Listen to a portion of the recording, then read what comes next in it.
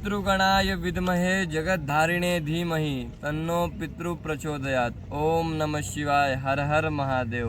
मित्रों, मैं माधव शास्त्री त्र्यंबकेश्वर से आप सभी का अपने YouTube चैनल में स्वागत करता हूं।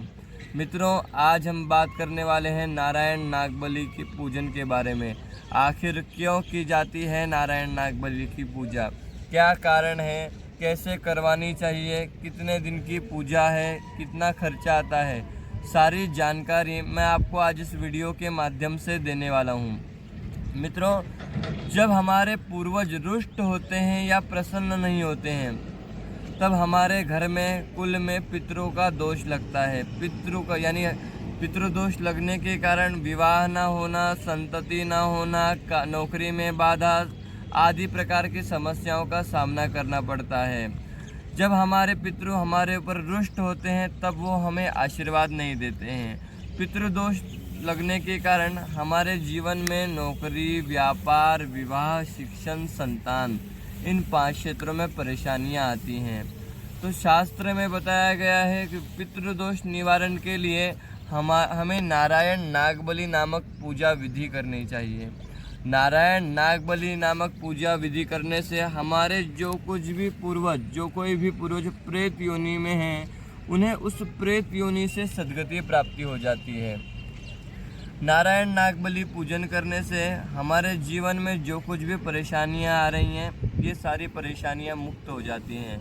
नारायण नागबली पूजन विधि करने के लिए विश्व में एकमात्र सिद्ध स्थान बताया गया है कि माँ गौतमी गोदावरी गंगा के तट पर, यानी जहाँ गौ हत्या का भी पाप नष्ट हो जाता है, ऐसे भगवान त्र्यंबकेश्वर, यानी जिनके नाम में ही ब्रह्मा, विष्णु, महेश, ऐसे 3 लिंगों से मिलकर बना हुआ त्र्यंबकेश्वर में नारायण नागबली की पूजा करनी चाहिए।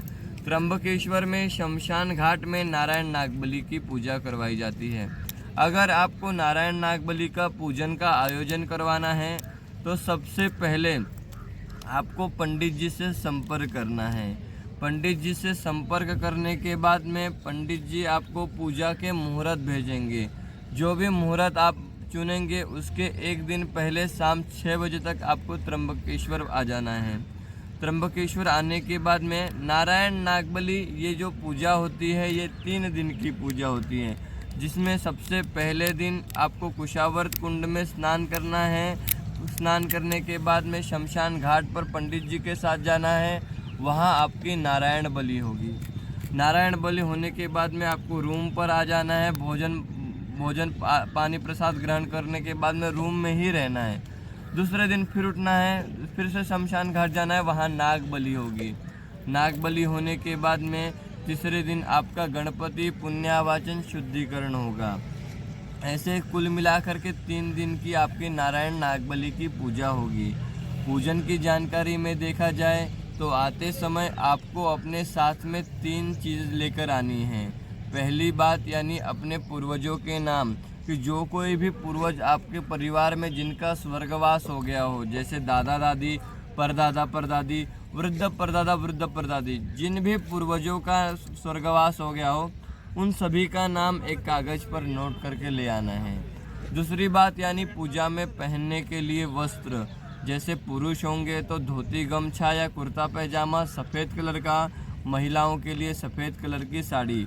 जो भी वस्त्र पूजा में पहनकर बैठेंगे पूरी तरह से नया होना चाहिए। पूजा के बाद उसे त्र्यंबकेश्वर में छोड़ देना है।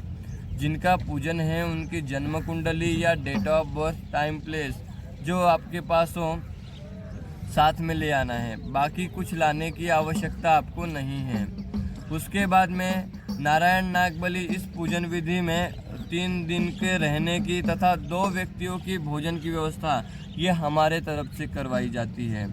अगर आप अपनी त्र्यंबकेश्वर में नारायण नागबली की पूजा बुक करवाना चाहते हैं तथा विधि अनुसार नारायण नागबली दोष से मुक्ति पाना चाहते हैं, खर्चे के बारे में, मुहूर्त के बारे में अधिक जानकारी लेना चाहते हैं, विस्तृत पंडित जी से बात करना चाहते हैं, तो सामने स्क्रीन पर दिए गए नंबर से स्वयं पंडित माधव शास्त्री जी से संपर्क कर सकते हैं तथा विस्तृत रूप में बात कर सकते हैं।